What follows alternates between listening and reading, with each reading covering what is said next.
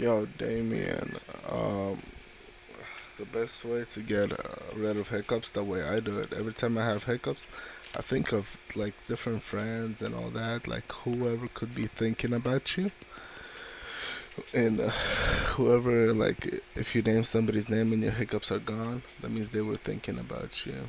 It's just a little game, but actually, sometimes it works, and most of the times it works for me. You should try it out.